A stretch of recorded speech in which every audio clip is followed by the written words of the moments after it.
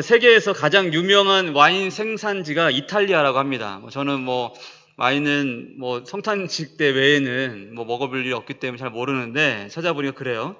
그 중에서도 이탈리아에서 캄파니아라는 곳이 거기서 나오는 와인이 최고로 쳐준다고 합니다. 사실 먹어본 사람은 아니기 때문에 잘 모르겠습니다만, 아마 와인을 좋아하는 사람들, 또 와인을 그곳 가서 맛본 사람들 아마 이런 표현하지 않을까. 야, 역시 이 제값을 한다, 이름값 한다, 그런 얘기들을 할 것 같아요. 제가 여기 광주에 와서 한번 고창에 휴가를 갔는데, 고창에 제가 완전히 반해버렸어요. 왜 그랬냐면 거기 풍천장어가 거기 유명하더라고요. 장어를 딱 먹는데 거기서 설명을 이렇게 해주시는 거예요. 이게 바다에서 해가지고 민물에서 민물 장어를 바다에서 키웠다는 뭐라고 하시면서 여기만 이렇게 나는 이게 여기서 잡는 장어라고, 그게 설명을 한참 듣고 딱 먹는데 더 맛있는 거 있잖아요. 설명 듣고, 야, 이게 풍청 장어가 어떻고 미네랄이 어떻고 쭉 등등 막 그런 거죠. 그거 가서 먹었을 때 먹으면 맛있으면 제값을 한다 그럴 거고, 근데 만약에 딱 갔는데 소문은 많이 듣고 딱 갔는데 맛이 별로 없는 거예요, 생각보다. 그러면 야, 이게 제값을 못하는 것 같은데, 아니면 돈은 비싼데 돈값을 못하는 것 같아, 이런 표현하지 않겠습니까? 여러분, 무엇이든지 간에 그거에 맞는 가치를 잃어버리면 그것을 다 잃어버린 거 똑같은 거예요. 현대그룹 전 우리 명예회장, 우리 정주영 씨가 이런 얘기를 했어요. 사업에 실패할지언정 신뢰를 잃으면 안 된다, 이렇게 얘기를 했습니다. 그러니까 서로의 관계, 이 신뢰의 관계가 사업을 잘하고 못하고 돈을 더 많이 벌면 이것보다 더 중요하다. 보이진 않지만 신뢰가 이 사업을 일으킬 수 있다. 힘들어도 서로의 신뢰 관계만 살아있으면 잘 될 수 있다, 이런 얘기 아니겠습니까? 이런 것처럼 무언가 어떤 목적을 이루고자 한다면 분명한 가치를 쫓아야 되는 거예요. 가치 있는 곳에 마음을 둬야 진짜 성공된 인생 살 수 있는 거죠. 할렐루야. 결국 우리의 그것이 이름값이 될 수 있기 때문에 그래요. 가치로운 삶을 살면 그 삶이 나의 이름값이 되는 거죠. 나의 인생값이 되는 거예요. 자, 오늘 본문을 통해서 우리는 그 이름값을 반대로 아주 제대로 하지 못했던 한 민족을 보게 됩니다. 누구예요? 이스라엘입니다. 이스라엘. 본문에 나오는 이 북이스라엘, 이제 남유다와 이제 북이스라엘로 나뉘어졌잖아요, 솔로몬 이후에. 그러니까 북이스라엘에 많은 왕들이 있는데 거의 대부분의 왕들이 하나님 마음에 한참 기준이 미달됐던 사람들이었어요. 악한 왕들이 많았습니다. 그 중에서도 호세아라는 왕이 이제 이렇게 소개가 되는데, 이 호세아는 이제 아수르라는 나라의 속국으로 이제 이렇게 하나님께서 붙여버리셨어요. 근데 거기서 이제 벗어나려고 하다가 머리를 장깨를 쓰고 잔머리 굴리면서 애굽 왕과 동맹을 꾀하다가 이게 빌미가 돼가지고 아수르의 살마네셀 5세에 의해서 북이스라엘을 잃게 만든 마지막 왕이었습니다. 멸망시킨 마지막 왕이었어요.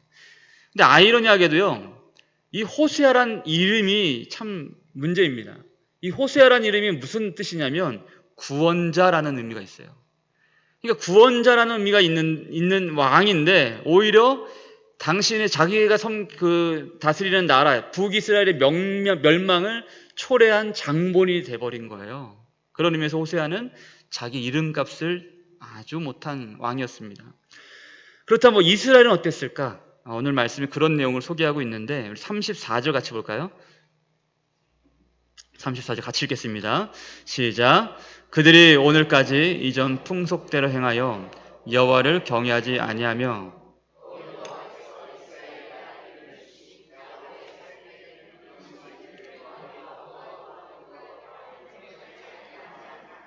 아멘. 여기 뼈가 있는 단어가 나와요. 여호와께서 이스라엘이라 이름을 주신 이라는 표현을 합니다. 그러니까 창조자 하나님이 주신 이름으로 사는 민족이 바로 이스라엘이다라는 거예요. 그런데 어땠다는 거죠? 그 뒤에 나오는 내용 보면은 야곱의 자손에게 명령하신 율례와 법도와 율법과 계명, 사실 다 똑같은 말인데 이걸 어려운 말로 중언법적 표현이라고 합니다.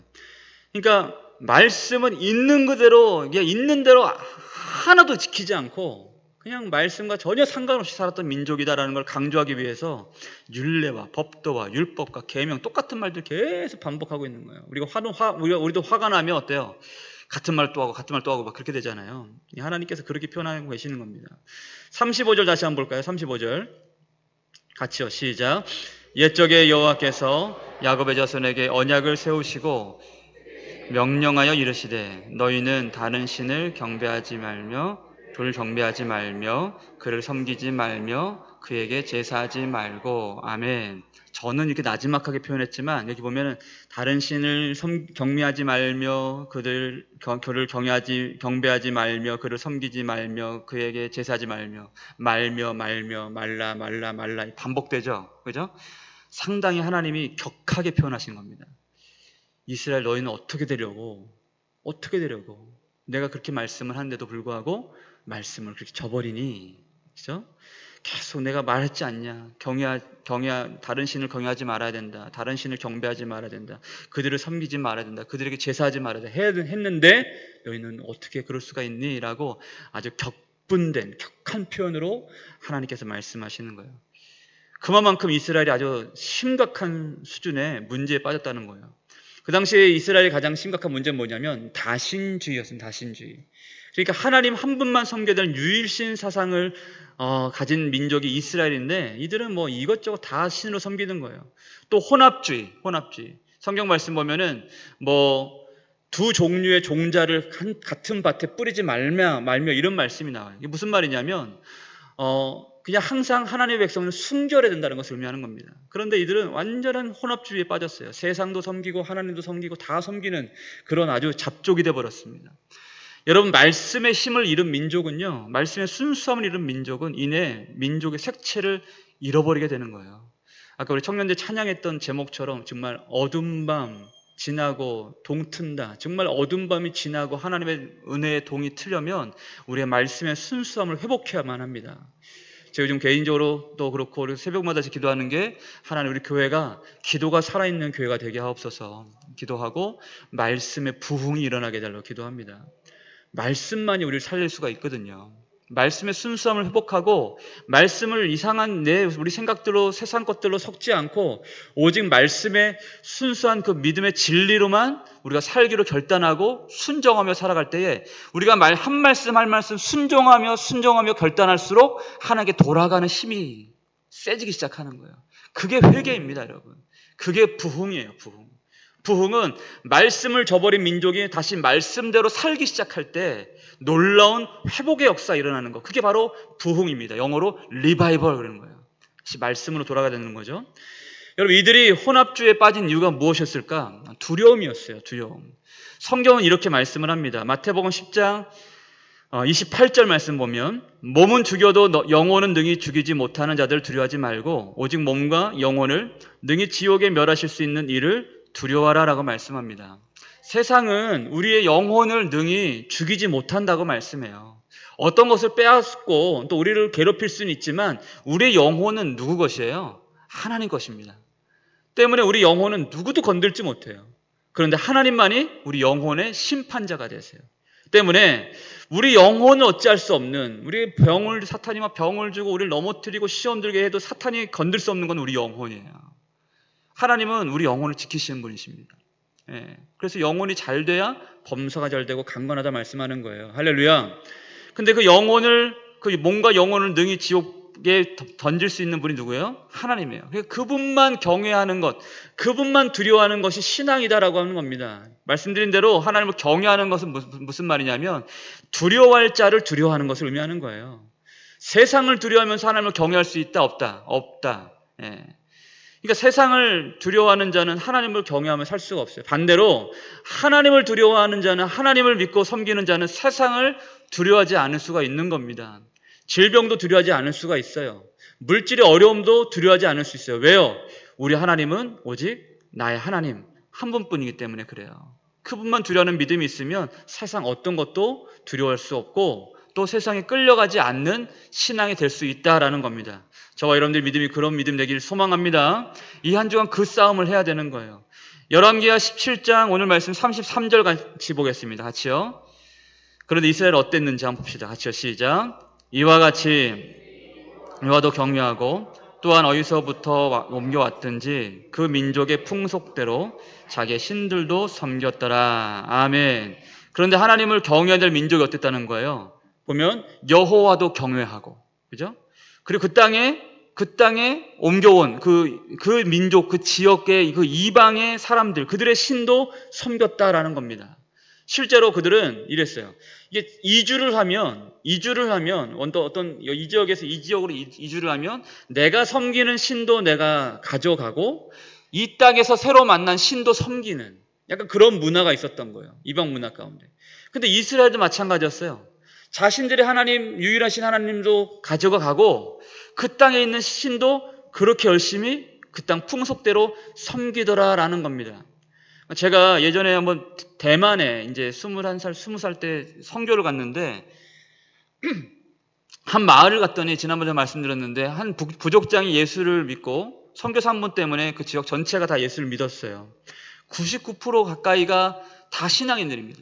근데 교회를 갔는데 교회 바닥에 뱀 문양이 있는 거예요. 아주 큰 뱀 문양이 있어요. 요런 이 통로의 가운데 큰 뱀 문양이 있는 거예요. 그걸 딱 보는데 기분이 희한하더라고요. 왜 그런가 했더니 그 부족이 원래 섬기는 신이 뭐냐면 뱀이에요, 뱀. 예, 파충류를 섬겨요. 근데 그럴만 하더라고요. 가보니까 웬 뱀이 이렇게 많고 도마뱀이 왜 이렇게 많은지 참 징글징글 하더라고요. 저는 그걸 되게 무서워하거든요. 예. 근데 마을에 은혜가 있어요. 그런데 그 땅에 어떤 그런 원래 있었던 토속 신앙의 어떤 그런 모양도 약간은 남아 있는 거예요. 그래서 그걸 어려운 말로 토테니즘이라고 부르기도 합니다. 그러니까 우리나라에 복음이 들어왔어요, 그죠? 복음이 들어왔을 때 먼저 일어났던 운동이 뭐냐면 모든 사람들이 그리스도의 복음 안에서 하나 된 형제와 자매다. 이런 것들이 이제 함께 선언되기 시작했죠. 그래서 남녀 7세 부동석인데 같이 이제 예배를 드리고 같은 공간에 예배를 드리고 옛날 같았으면 같은 그런 예배가 안 되죠. 시간을 달리하든지 그랬겠죠. 그죠? 그런데 복음이 들어오고 나서 그런 것들이 다 없어졌단 말이에요. 근데 그럼에도 불구하고 남아있는 문화가 뭐예요? 유교 문화가 남아있죠. 그러니까 우리나라에도 유교 문화가 아주 세요. 그러니까 우리나라에 전 세계적으로 장로교가 이렇게 부흥한 민족은 대한민국밖에 없습니다. 다른 나라들은 대부분 침례교나 어떤 그런 스코틀랜드나 뭐 이런 다른 문화의 어떤 그런 선교 영향 때문에 그런 그 교회들이 많이 이렇게 일어나는데 감리교나. 근데 우리나라는 장로교가 엄청 커요. 왜 그럴까요? 장로교의 어떤 그런 약간 뭐랄까 그 질서의 문화들 이런 것들이 이 유교 문화하고 잘 맞는 거예요. 그러다 보니 약간 그런 거예요. 지금 얘기가 좀 길어졌는데 그들도 그랬던 거예요. 하나님도 섬기고 그 땅에 있는 풍속과 어떤 그런 이방 민족들도 섬기고. 그러니까 이것도 아닌 저것도 아닌 아무것도 아닌 애매한 민족이 돼버린 겁니다. 여러분 너무나 잘 아시는 것처럼 하나님께서 창조하신 이 세계는요 질서가 있고 조화가 있어요. 그죠? 여러분 태양을 중심으로 모든 것들이 돌아간다고 해서 태양계라고 하죠. 그죠? 그게 세상의 질서입니다. 오늘 밤이 지나면 반드시 밤이 와요. 밤이 지나면 또 아침이 와요. 이게 세상의 이치고 질서예요. 마찬가지로 물은 높은 데서 낮은 곳으로 흘러갑니다. 이 모든 것들이 다 하나님 만들어 놓으신 세상의 창조 원리, 그 원리 안에서 지금도 계속 돌아가고 있는 거예요. 그와 같이 여러분 하나님께 돌려드려야 될 영광은 누구에게 향해야 될까요? 하나님께 향해야 되는 거죠. 아까 오전에 말씀드린 것처럼 이스라엘이 문제가 됐던 그들이 하나님께 심판받던 이유는 뭐냐면 하나님께 드려야 될 영광을 다른 신들에게 드렸기 때문에 그래요. 다른 영광을 추구했던 거죠. 이것이 하나님께 설악하신 아름다운 질서인데 하나님께 돌려줘야 될 영광이 하나님께 흘러가도록 하는 것이 이 아름다운 질서인데 이스라엘은 그러지 않았다는 겁니다. 그 질서를 세우기 위한 민족과 하나님의 선민으로서 이 땅 가운데 부름받은 민족이었는데 하나님께 돌려드릴 영광이 하나님께 향하도록 하기 위해서 부름받은 민족이 그 이름값을 어떻게 했다? 잃어버렸다라는 거죠. 이것저것 다 섬기면서. 여러분 왜 그랬을까? 오늘 말씀 통해서 그걸 보려고 하는데 여러분 이름값 받다는 게 어떤 의미일까요? 첫째로는 그것이 유일한 가치를 지닐 때 이름값을 한다라고 합니다.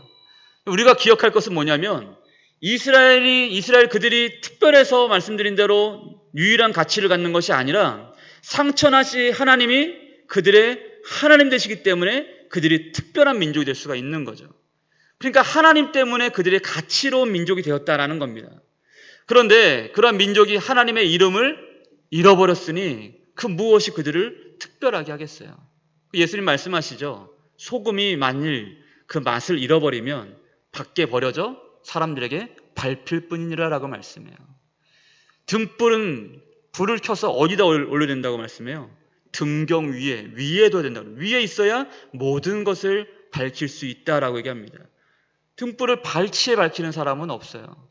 그와 같이 등불은 위에 있어서 세상을 밝히는 것 같이 소금은 짠맛 때문에 모든 것들을 썩지 않게 하고 맛을 내게 하는 것처럼 사람들에게 생명이 되게 하는 것처럼 하나님의 백성들은 그와 같은 가치로운 삶을 살아갈 때에 그들을 통해서 세상이 변화될 수 있다라고 말씀하는 겁니다.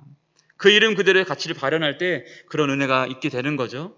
자, 그렇다면 이스라엘을 이스라엘답게 하는 유일한 가치가 무엇일까? 오늘 그것을 말씀드리고 마치려고 합니다. 여러분, 그들이 분열과 이 포로기를 겪기 전에 그들에게는 예루살렘에 세워진 이 성전이 있었어요. 예루살렘에 성전이 있었죠. 근데 여러분들 오후 시간에 이렇게 졸릴 시간인데 아무도 안 조시네요. 제가 설교를 잘해서 그런 겁니까? 여러분들 참 은혜가 있습니다. 충만합니다. 축복합니다. 그러니까 제가 더 흥분하게 되잖아요. 여러분 너무 설교 잘 들으시면 제가 또 오버만 많이 한단 말이에요. 대충 그러면 안 되죠. 또 잘 들으십시오. 이스라엘 안에 그 중앙 제단이 있었는데 이스라엘이 포로로 끌려갔음에도 불구하고 그들이 회개를 더디했던 이유가 뭐냐면 딱 보니까 소식을 들어보니까 그 중앙 제단이 있었던 그 성전이 아직은 무너지지 않고 그대로 있다고 소식을 듣는 거예요. 근데 성전은 그들에게 심장 같은 거거든요. 성전이 있는 걸 보고 하나님이 아직 우리를 버리지 않으셨구나. 우리에게 다시 돌아갈 수 있는 기회가 있겠구나. 이런 기대를 했단 말이에요. 그런데 하나님 어떻게 하세요? 그거를 완전히 무참히 그 기대를 저버리게 만드시죠. 성전을 돌 위에 돌 하나 남지 않고 완전히 회파되게 만들어 버리십니다. 없애버리세요. 하나님의 영광이 있지 않은 성전은 의미가 없기 때문에 그래요. 그랬던 거죠. 쉽게 말해서 이스라엘이 아름다웠던 이스라엘답고 이스라엘이 가장 아름다웠을 때는 언제냐면 그들의 중심 가운데 중앙 제단이 있고 그 제단에서 하나님께 아름다운 향기가 아름다운 예배의 은혜가 항상 살아있을 때에야 그 민족이 가장 번성하고 정말 영화로운 어떤 그런 시대를 보낼 수 있었던 거죠. 그러니까 하나님을 사랑하는 것, 세상과 다른 방향에 서서 하나님을 예배하는 것, 이것이 세상과 그들을 다르게 하는 유일무이한 가치였다라는 겁니다. 무슨 말이에요? 이스라엘의 가치는 바로 예배에 있었다는 겁니다. 예배. 그런데 이것을 잃어버린 거예요. 여러분, 우리도 마찬가지예요. 크리스찬들의 이름값은 오직 예배로만 증명되는 겁니다. 예배. 우리는 매번의 예배를 통해서 우리 안에 다시 세워질 어떤 예배의 꿈을 가질 수 있어야 돼요. 여러분, 우리 예배가 살아있으면요, 우리 인생이 달라지는 역사를 여러분 경험했었죠. 내가 영혼이 살아있을 때는 예배가 살아있어요. 눈물의 예배가 살아납니다. 기쁨의 예배가 살아나고, 그럴 때는 정말 하나님의 놀라운 치유의 역사가 일어나기 시작해요. 저도 어릴 적에 우리 어머니 다니는 교회가 너무 뜨거운 교회였어가지고 막 성도들이 엄청 뜨거웠어요. 막 기억이 나요. 막 뱅글뱅글 돌고 막 여기저기 대굴대굴 구르면서 바닥에서 막 기도를 하고, 여기 이 근처에 있는 교회 보니까 마룻바닥 영성이라고 해서 그런 기도회가 있던데, 그때는 마룻바닥에서 그렇게 막 대굴대굴 구르면서 얼마나 뜨겁게 기도했습니까? 근데 그 성도들이 늘 여러분 삶이 잘 되고 막 형통하고 막 돈이 잘 벌어지고 막 먹고 살만하고, 그래서 여러분들 그들이 그렇게 기쁘게 하는 예배했나요? 아니었어요, 여러분. 정말 배고프고 힘들 때, 자식 새끼 벌어먹이는 게 너무나 힘들 때, 또는 남편이 너무나 그 우상숭배 문화의 어떤 그런 집안 문화 때문에 너무나 많은 핍박을 할 때에, 질병 때문에 고통받을 때에, 그런 어떤 얼음의 순간 가운데 하나님 앞에 그런 불을 태울 수 있었거든요. 근데 그럴 때 예배가 살아나니까 한국교회가 일어나기 시작했어요. 한국교회의 예배가 살아나니까 많은 영혼들을 구원해낼 수 있는 놀라운 역사가 일어났습니다. 몇 년이 안 돼서 일제치하부터 얼마 안 됐는데도 불구하고 나라가, 경제가 일어나기 시작했어요. 필리핀 같은 나라는 여러분 우리나라보다 훨씬 잘 살았던 나라였던 거 아시죠? 60년대만 해도 북한이 우리나라보다 훨씬 경제 수준이 엄청나게 높았어요. 근데 하나님의 교회가 세워지고 예배가 살아나고 사람들이 10년 가운데 하나님을 경외하는 마음이 살아나게 일어나니까 하나님께서 복을 주셨어요. 문제는 지금 그 복이 우리를 교만하게 만들어서 예배를 잃어버리게 만들어버린 거죠. 그럼 예배를 잃어버린 민족은 가치를 잃어버린 겁니다.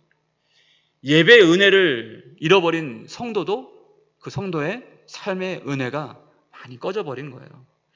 여러분, 제가 봤었던 많은 우리 믿음의 선배님들은요, 예배가 살아남과 동시에 그들의 삶도 놀랍게 회복되는 것을 저는 많이 봤어요. 여러분, 예배가 회복돼야 됩니다. 아무리 죄송합니다만 열받는 일이 있고 서운한 일이 있고 막 피곤한 일이 있고 돈 버느라 정신이 없고 빚 때문에 허덕이고 사업이 망해 자빠질 판이었고 난리가 나도 여러분, 예배는 쉬면 안 됩니다. 내가 드리는 예배 자리는 나만 드릴 수 있는 예배 자리예요. 이 교회도 여러분들 보이지 않게 여러분들의 이름이 새겨진 예배 자리가 있어요. 그 자리를 지켜내셔야 됩니다. 어떤 핑계든 어떤 합리화적인 이유든 다 필요 없어요. 그 예배 자리 잃어버리면 내 손해요, 내 손해. 예배 자리를 살리시는 저와 여러분 되시길 바랍니다. 예배 안에 인생의 답이 있기 때문에 그래요. 자, 지금 우리가 다시 써야 될 것은 다른 것이 아니라 나의 예배를 찾아야 된다는 거죠. 여러분, 이것이 우리가 이름값하며 살게 되는 것입니다. 수많은 우리 믿음의 선배들이 그랬고, 연예계든 또 정치, 경제 인사들이든 크리스찬 스포츠 스타든 이번에 그 올림픽 때 탁구 그 여자 단체전에서 동메달을 땄죠. 그래서 한 선수가 딱 마지막 딱 볼을 딱 쳐서 이기자마자 무릎을 탁 꿇고 그 자리에서 막 기도를 하더라고요. 여러분, 그게 쉽지 않아요. 그 정신없는 때에 막 난리치지 어떻게 무릎부터 탁 꿇고 기도부터 합니까? 그 무슨 말이에요? 얼마나 간절히 소망하면서 하는 게 기도했던가. 그 중심을 보게 하는 거죠. 이은혜 선수인가요? 이은혜 선수가 그분의 스토리를 보니까 원래 내몽골 그 지역에 살았던 중국인이신데, 우리 옛날에 그 양영자라고 아시죠? 예, 양영자 현정아 복식조가 금메달 땄었잖아요. 양영자 씨가 나중에 선교사로 헌신했죠. 중국에서 거기서 헌신을 하고 살다가 그 아이의 재능을 보고 이 아이를, 이은혜 우리 선수를 자기 수양딸처럼 키운 거예요. 그리고 말씀을 가르치고 성경을 가르치고 그리고 설득을 해서 대한민국에 기화를 시켰어요. 그리고 대한민국 대표팀이 될 수 있도록 옆에서 항상 영적으로 후원을 했습니다. 그러면서 이은혜 씨가 예수를 믿고 그 가정이 변화가 된 거예요. 그러고 나서 그분이 인터뷰할 때 기자 질문을 했어요. 왜 무릎을 꿇고 갑자기 기도를 했습니까? 그랬더니 그냥 그동안 하나님이 나에게 주신 은혜가 너무 많이 생각나서 하나님께 기도했다고. 여러분, 이게 은혜의 중심이 예배가 살아있는 삶의 모습인 거죠. 여러분, 그런 예배가 살아있는 삶은 두드러집니다. 빛이 나요. 여러분, 그렇다면 우리는 다시 어떻게 하면 예배를 세울 수 있을까? 이것이 우리 말씀의 결론인데요. 예배는 결코 세상과 나란히 서서 드릴 수 있는 것이 아니라는 겁니다. 우리 찬양대로 세상을 등지고 십자가를 바라봐야 돼요. 예. 세상 등지고 오늘로 십자가를 보는 한 사람이 바로 온전한 예배를 이 땅 가운데 삶의 자리에 세울 수 있는 사람인 거죠. 여러분, 세상 것들을 쫓으면서 하나님 것을 쫓는 것은 불가능한 일입니다. 제가 오전에도 너무 사실 흥분돼서 너무 세게 설교를 하긴 했는데 성령께서 하시는 음성을 들으시길 바랍니다. 예, 마음에 사실 제가 절제를 많이 했어요, 오늘 오전에는. 예. 진짜 그래요, 여러분. 이게 세상 것을 섬기면서 하나님 언제 섬길 수가 없죠. 사탄 마귀는 어떻게든 우리의 시선을 빼앗아서 하나님께로 돌이키게 만들잖아요. 마귀는 쉬지 않아요. 그런데 우리는 사실 너무나 게을러요. 너무나 나태해요. 그러니 그런 상황에서 영적인 싸움에 이길 수가 있겠습니까? 이길 수 있는 방법은 뭐예요? 십자가밖에 없어요. 십자가 안에 거해야 됩니다. 제가 오전 예배 때, 사실 오전 대예배 때 이렇게 손뼉 치면서 막 찬송 부르는 교회가 대한민국에 몇 개가 될까 모르겠어요. 예.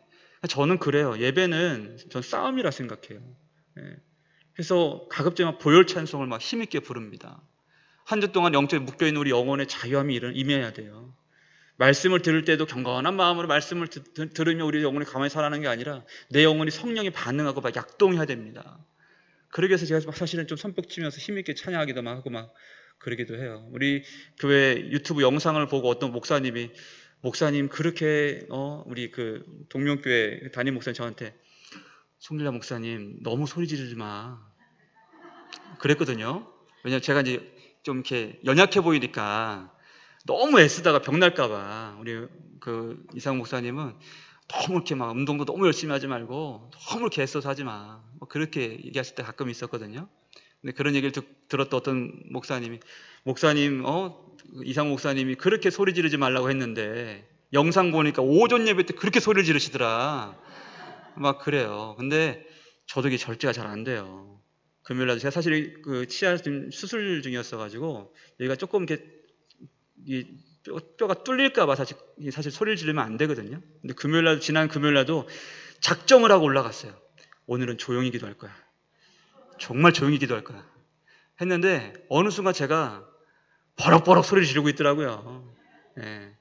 다른 게 아니고 그냥 제 영혼이 그래요. 성령 충만함을 바라보는 그 간절함도 있고 우리 너무 연약하고 하나님 은혜 너무나 필요하고 그죠? 우리 성도들의 삶도 참 각박하고 교회는 갈수록 힘들어져 가고 목회 현장은 더 힘들어져 가고 우리 선배 목사님들이 그래요. 저희한테 야 우리 때는 그렇게 저렇게 살았는데 니네는 어떡할래? 맨날 이 얘기 많이 하시거든요. 진짜로.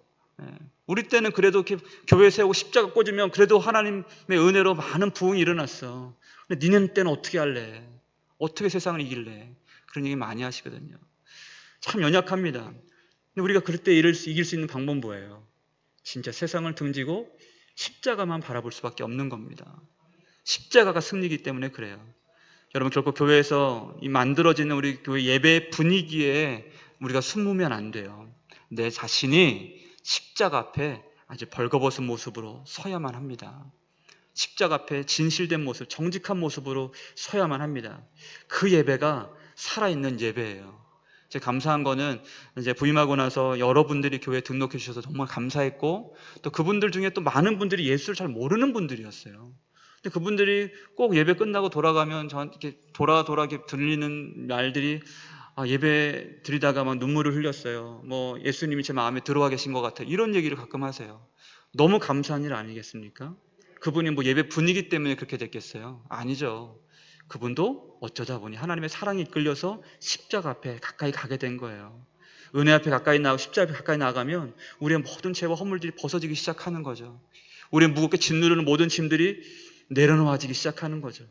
우리를 덮고 있는 모든 죄와 허물들, 우리의 눈을 가리고 있는 모든 베일들이 십자가의 은혜의 빛으로 벗겨지기 시작할 때 하나님의 영광을 경험하게 되는 겁니다.